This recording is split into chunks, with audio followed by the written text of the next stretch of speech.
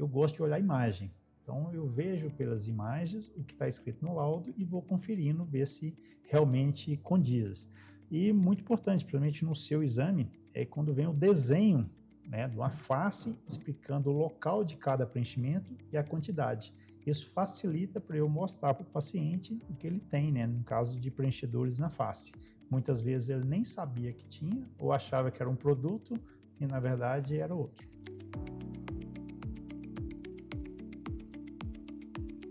Olá, sejam bem-vindos ao Imagem que Conecta. Esse projeto ele começou na prática para mostrar o quanto as especialidades podem se interligar, gerando mais segurança para os pacientes e melhores resultados. Hoje eu recebo o Dr. Rodrigo Durães, médico oftalmologista, especialista em plástico ocular. Atua na plástica ocular, blefaroplastias, cirurgias de via lacrimal e também com ênfase em complicações pós-cirúrgicas. Muito obrigada por ter aceito o convite, né, e é um prazer tê-lo aqui conosco para conversar sobre complicações, blefaroplastias e as cirurgias de pálpebras. Eu que agradeço o convite. Primeiro, falar que é uma honra estar participando aqui do seu podcast. Rodrigo, para começar, conte um pouquinho da sua trajetória, né, na plástica ocular e o que te fez direcionar mais a plástica.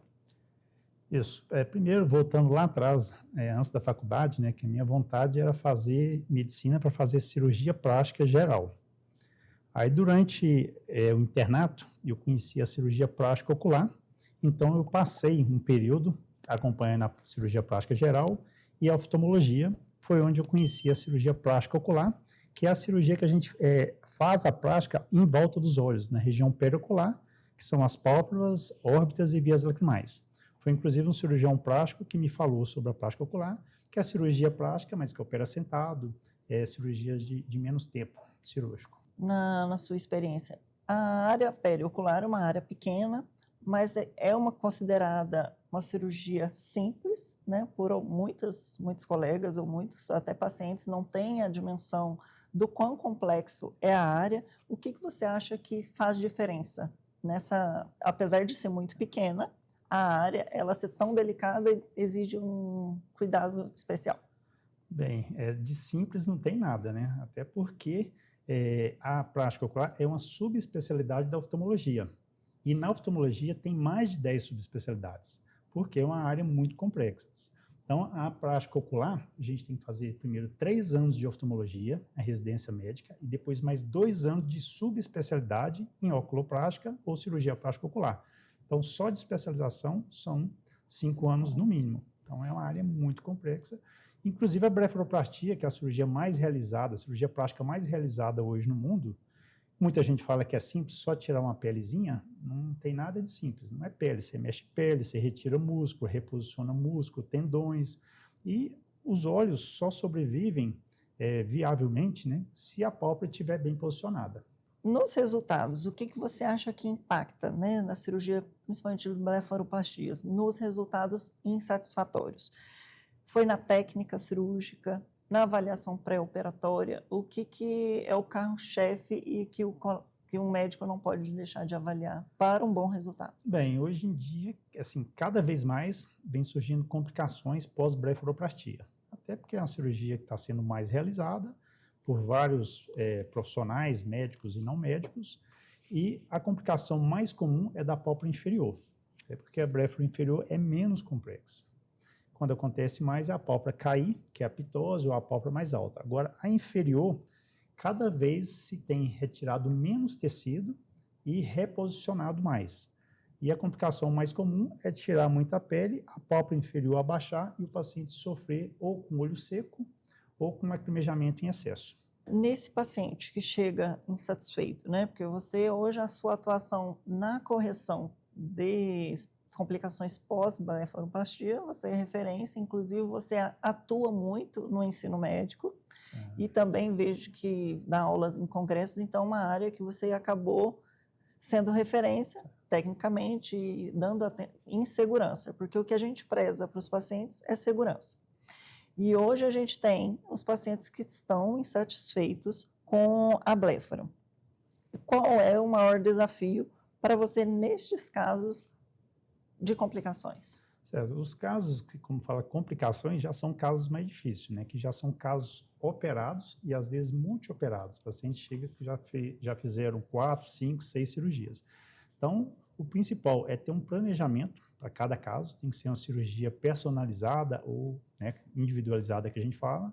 Tem que ter várias técnicas, que a gente não faz uma técnica só, então tem um mix de técnicas e, assim, usar a tecnologia, o que tem de mais moderno hoje em dia, como tem o laser, muitas vezes a gente tem que solicitar exames complementares como ultrassom dermatológico.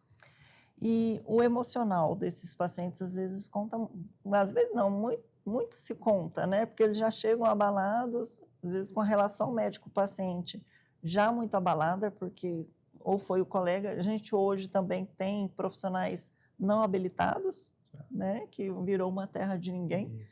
na estética. E como lidar com esse psicológico deles? Na verdade, todos os pacientes que vêm com complicações já estão com psicológicos abalados. Normalmente, pacientes que já estão fazendo terapias, tem alguns pacientes que passam 1, 2 anos sem sair de casa, por conta da estética, né? Porque facial, a região dos olhos, não tem como esconder. Mesmo se você colocar um óculos, cabra que dá para ver. E além do sofrimento físico mesmo, porque o olho é muito sensível. Qualquer alteração na pálpebra, o paciente vai sentir dor, incômodo, sensação de areia nos olhos. E também, além da estética, você também atua na cirurgia periocular. Funcional. Então, né, que às vezes os pacientes não sabem, mas tem tumores de via lacrimal, tem alterações dos ductos nasolacrimais. Esses pacientes, eles chegam menos abalados, ou não? Não, são pacientes Porque o perfil é diferente. diferentes. Quando o paciente vem para uma cirurgia primária, a primeira vez são pacientes mais tranquilos, que às vezes até tinham alguma patologia e um primeiro médico, um oftalmologista que diagnosticou e encaminhou. Os pacientes mais complicados da parte psicológica, né, que tem já alguma alteração, são pacientes já operados. São as complicações para cirurgias secundárias ou pós-múltiplas cirurgias, como eu falei. E quais são hoje, no seu consultório, as principais complicações pós-bléfaro? A principal, sem dúvida, é a complicação da pálpebra inferior, que a gente chama de retração. É quando retira muita pele e a pálpebra fica baixa, isso na inferior. Na superior, quando às vezes vai mexer no músculo para corrigir a pálpebra que já tem uma alteração, uma assimetria, que hoje a gente chama de blefaroplastia estruturada. Não é só retirada de tecido, mas sim reposicionamento. Que a gente corrige a pálpebra baixa ou a pálpebra alta, aquelas assimetria, o tendãozinho lateral que tem um canto arredondado, refaz. Então, assim, essas são as causas que chega para a cirurgia no consultório pós-cirúrgico. Mas, além da parte estética do paciente primário, tem as patologias também que chegam, que são múltiplas. E vamos falar um pouquinho dos preenchimentos, né? Que hoje em dia nós já vemos bastante preenchimento de pálpebra.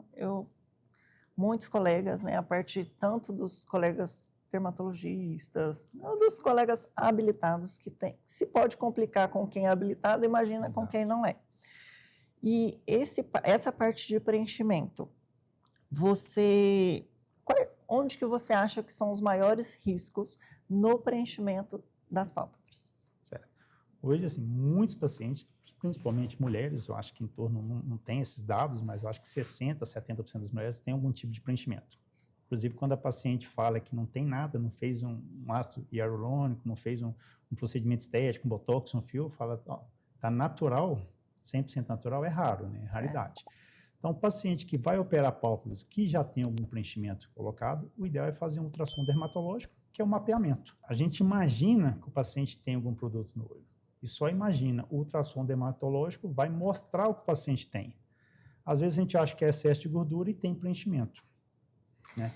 E os preenchimentos absorvíveis são mais tranquilos, mas a gente ainda encontra bastante hoje em dia PMMA e silicone.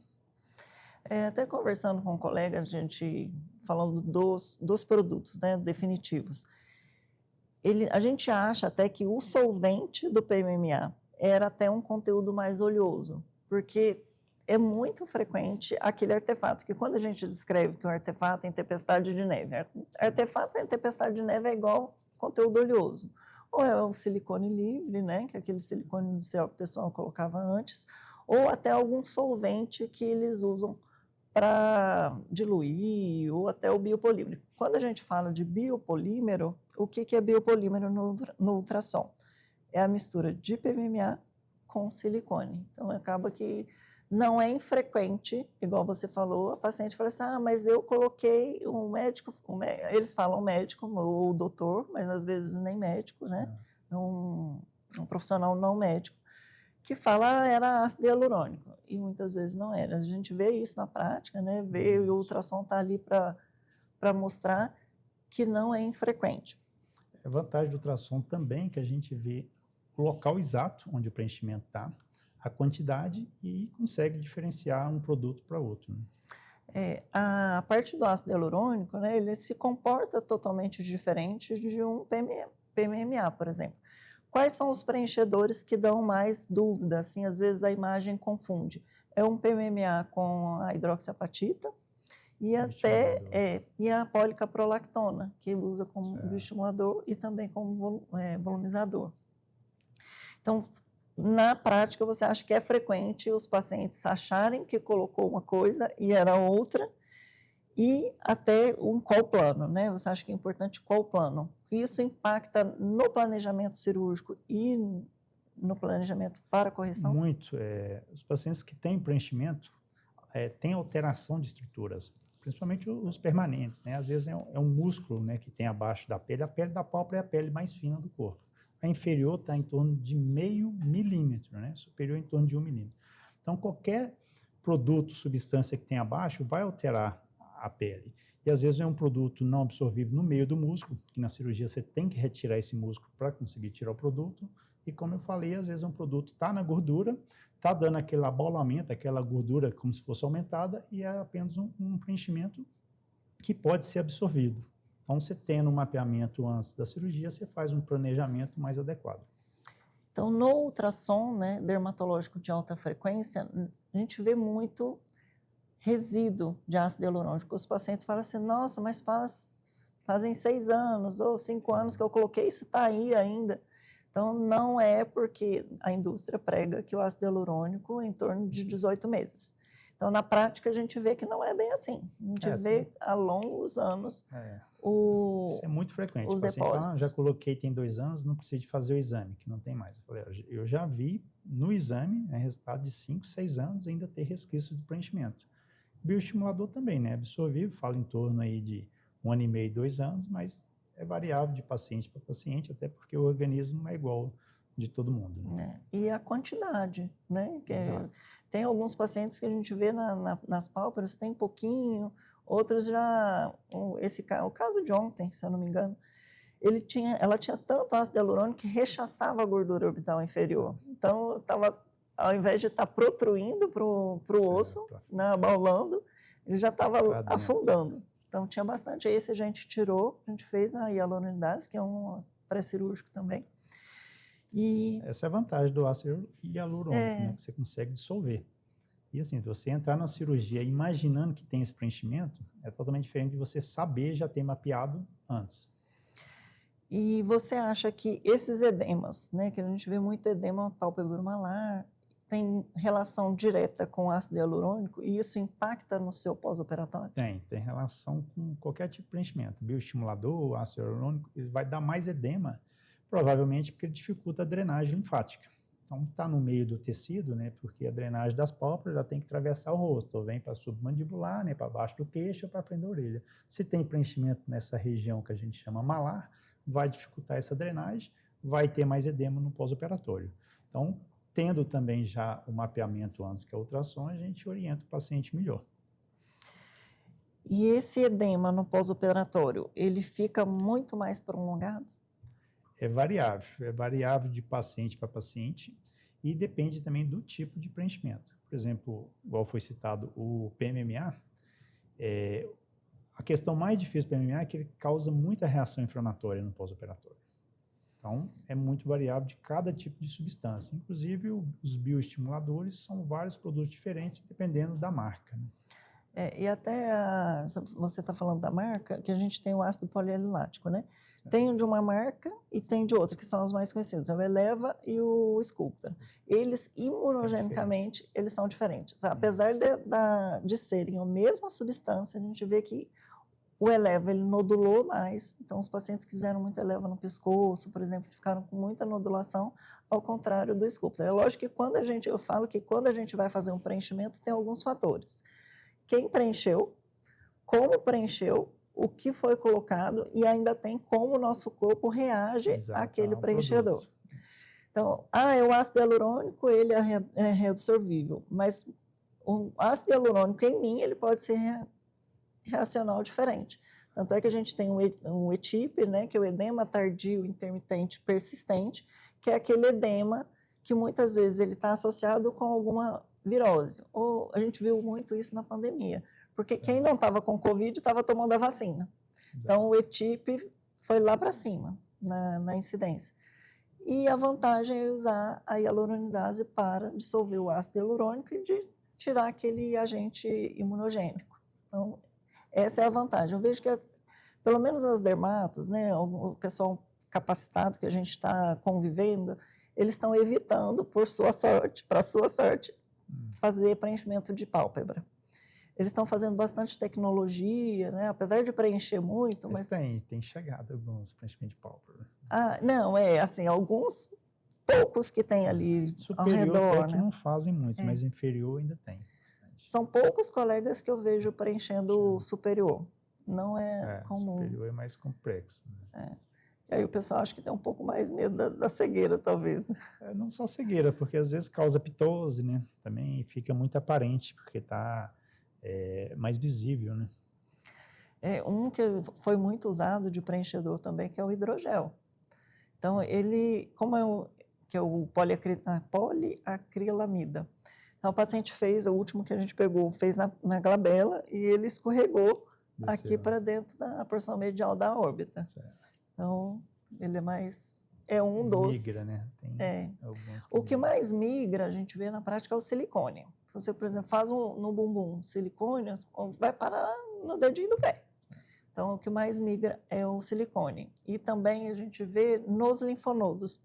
Porque quando a gente faz o mapeamento para os preenchedores, você pode ir na cadeia linfonodal, que vai achar o silicone no linfonodo. A sensibilidade do ultrassom para ver o silicone no linfonodo é superior à ressonância. A ressonância não pega, mas um ultrassom vê super bem. Eu sou uma entusiasta do ultrassom, né? Então, quem procura acha. Né?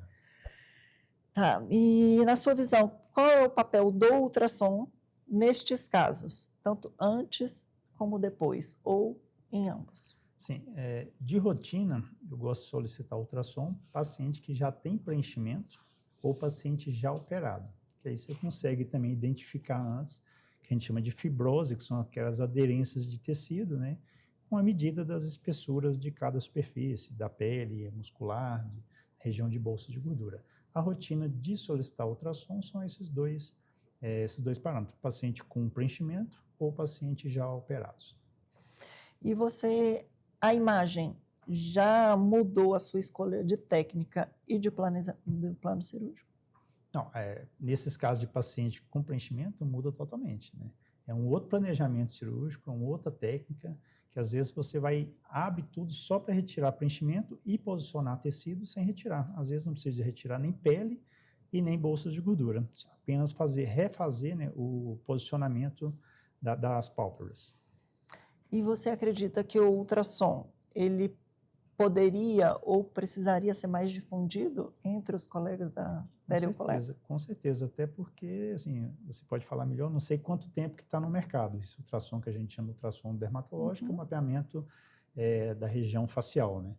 E vejo que vários colegas ainda não solicitam e às vezes nem conhecem.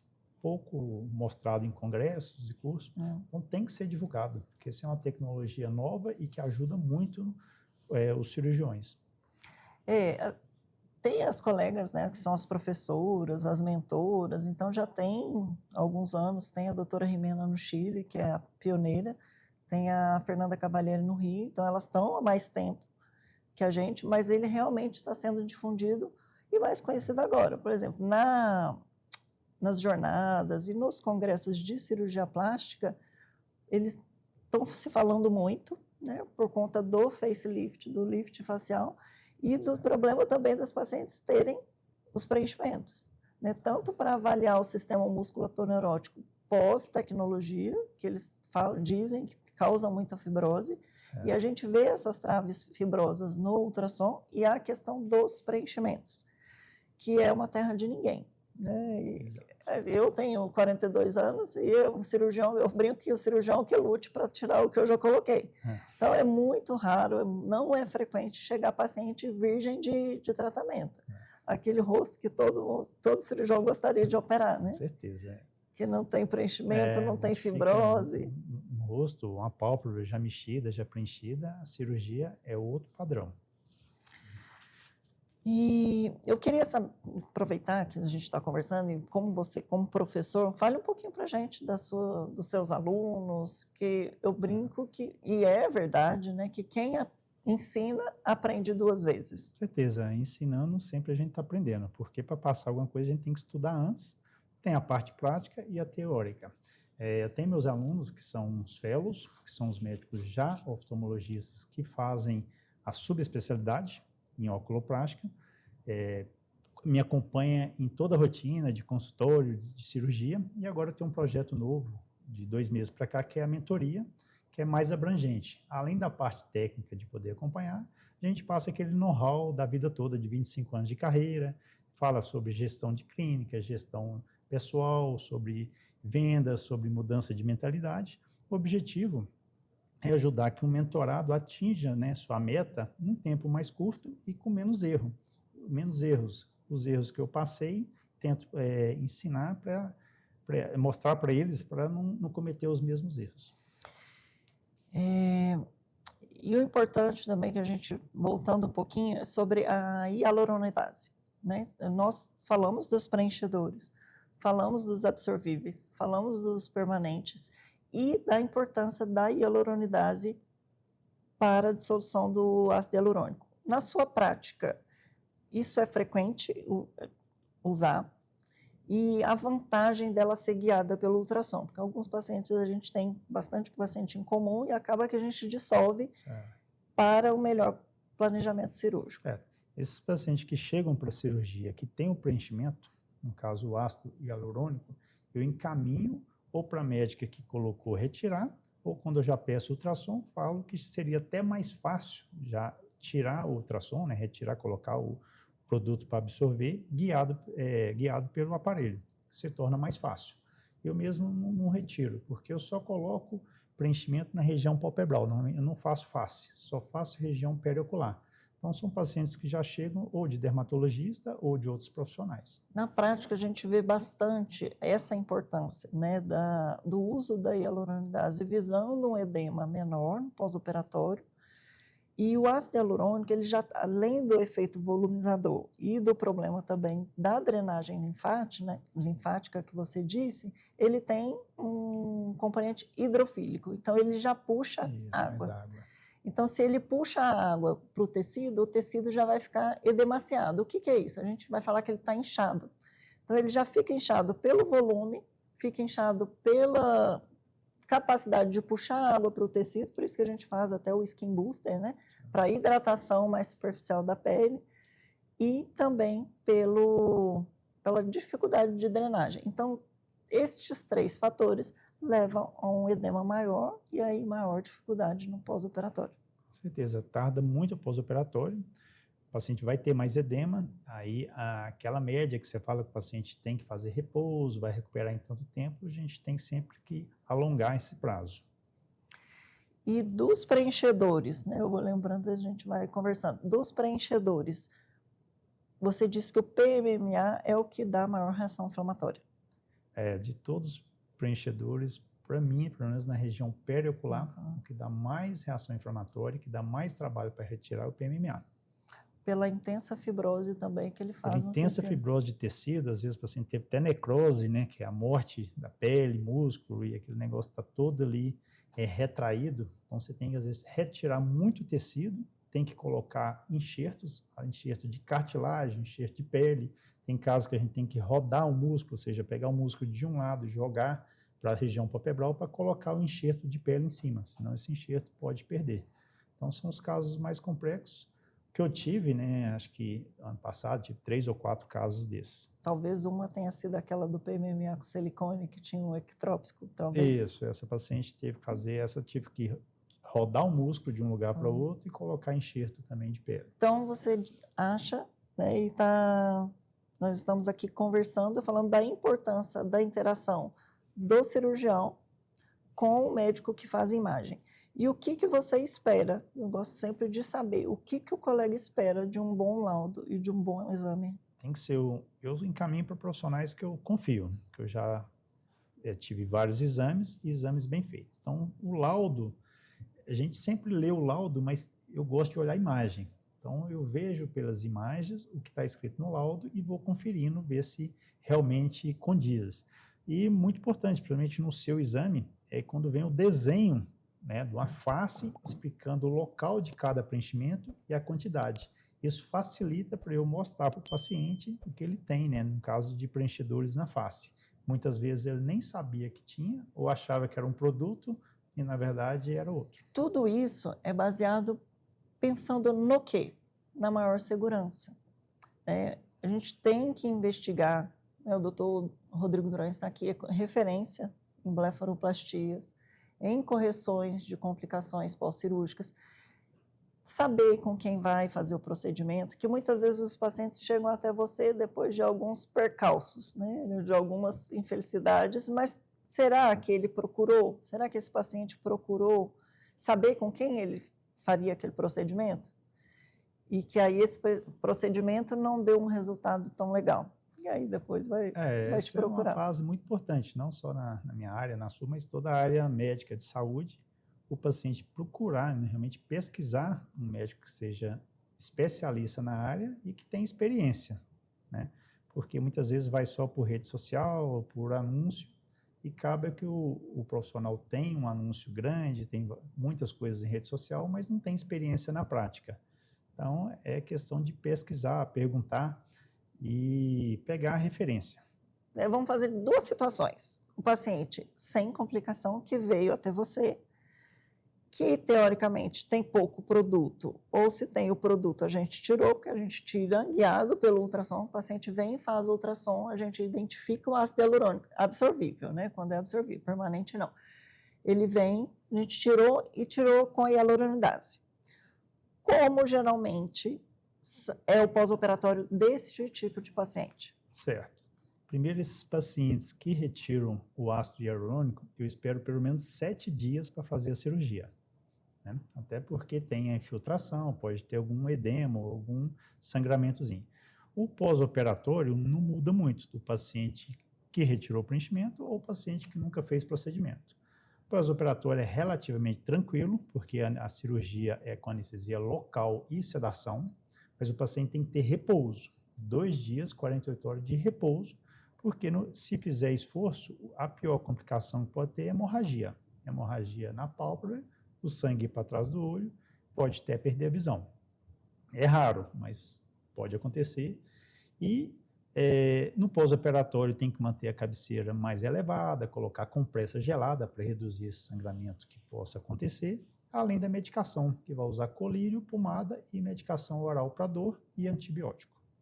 E os pontinhos podem acontecer de arrebentar um pouquinho? Pode, essas são complicações um pouco mais comuns, apesar de rara, que seria ruptura da sutura do ponto, aí o paciente tem que voltar para refazer, até porque é um fio muito fino, é um fiozinho igual um fio de cabelo, então esse repouso ajuda também, se o paciente anda, movimenta, coça os olhos, pode acontecer que a gente fala de deiscência de sutura, que é nada mais do que o fio romper e ter que refazer a sutura. E vamos para um outro cenário. O paciente veio até você pós-complicação, né? Tinha um preenchimento tinha retração, tinha a pálpebrazinha que não fecha, que deixa o olho seco, que é o ectrópio, né, que vocês chamam. Com produto permanente, usualmente, como é este pós-operatório? Um pós-operatório de paciente já operado ou que tem algum produto permanente é um pós-operatório mais demorado.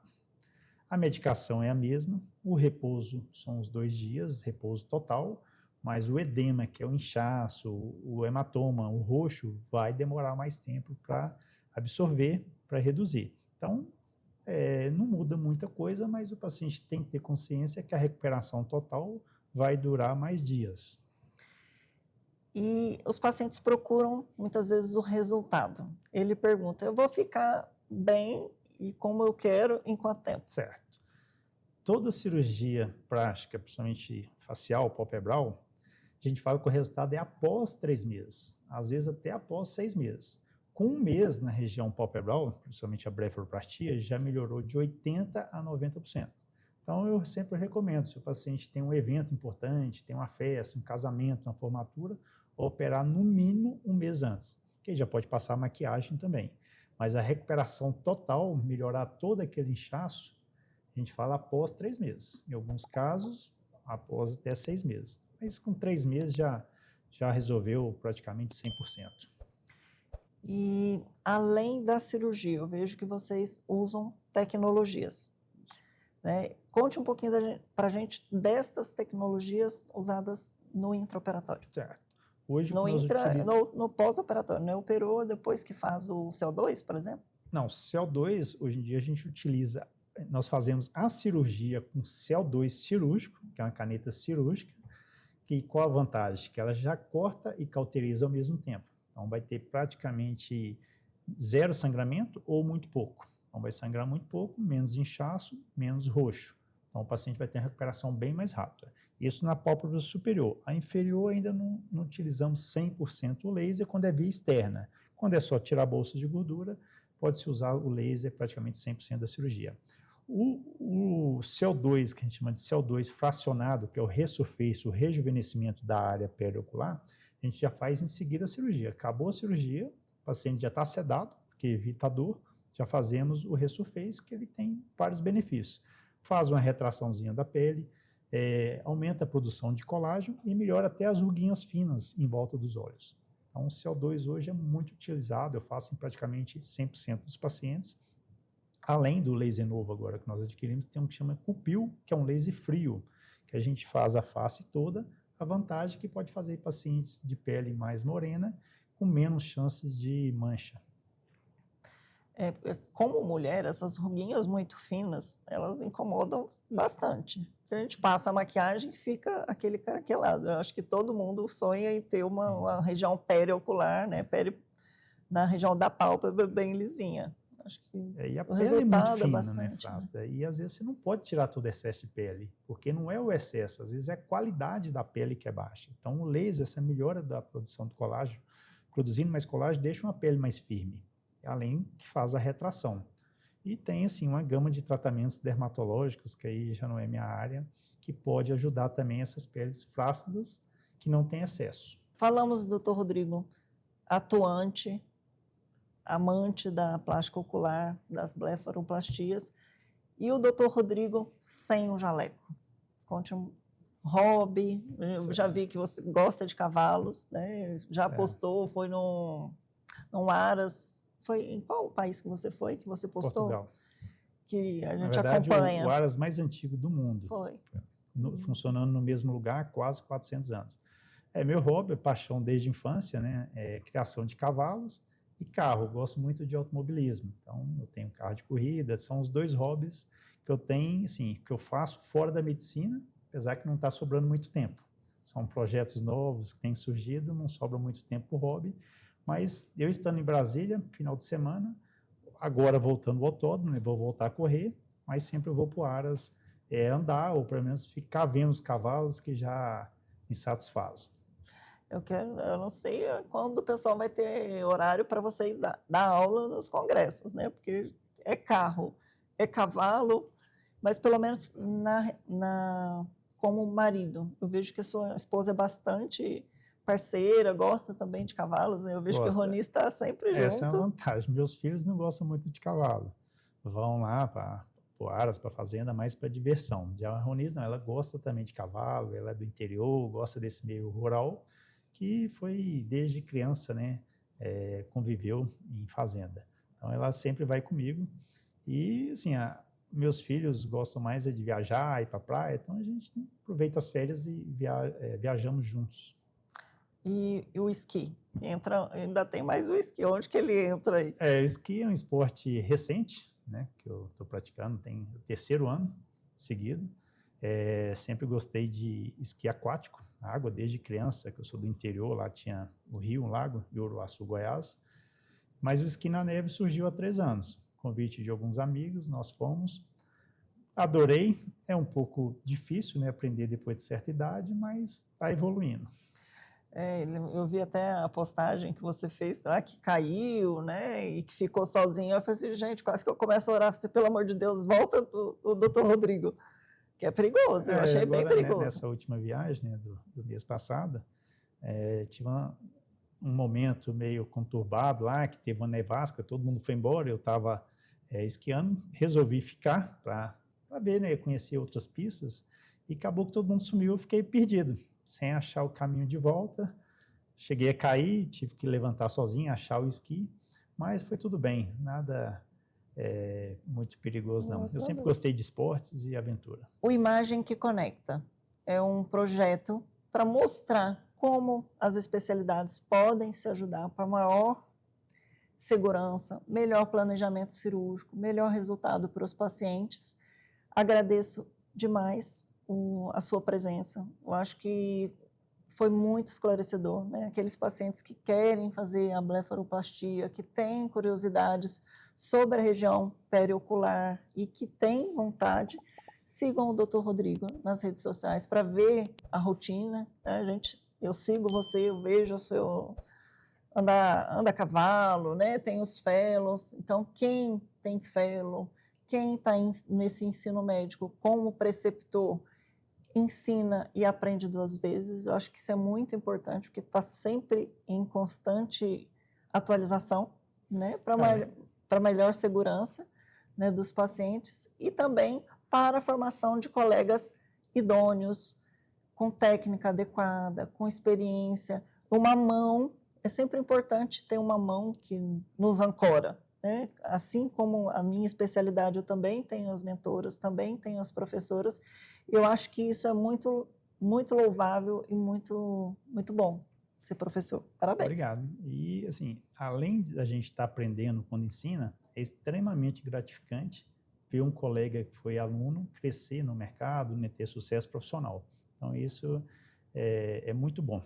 Eu vou continuar ensinando. Falando desse legado, né, de bons profissionais, o que você deixa de mensagem para esses colegas que estão te acompanhando, que têm vontade de te acompanhar e de ser seguido, né, de orientado e ensinado por você? A formação ideal é o médico fazer uma residência, que é a especialização, uma subespecialização e continuar estudando, participando de cursos e congressos.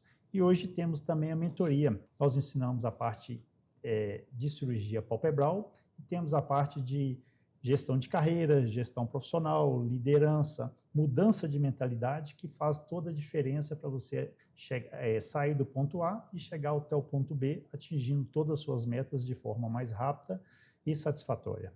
A sua expertise vai fazer com que esses colegas atinjam uma maturidade profissional com segurança, com cuidado e dedicação, porque eu vejo que você tem muita dedicação aos pacientes. Os pacientes chegam lá e te adoram, né, e sentem muita segurança. Então, essa segurança que você passa aos pacientes, eu acredito que os colegas que serão mentorados por você terão esse mesmo privilégio, né, do cuidado do paciente, tanto no bom planejamento, na boa técnica cirúrgica e também no acompanhamento pós-operatório. Exato. A mentoria vai muito além do fellow, que é a subespecialização, que além do mentorado acompanhar todo o meu dia a dia, no consultório e centro cirúrgico, a gente vai liderar a vida profissional dele, que é diferente de cursos. A mentoria não, a gente vai ver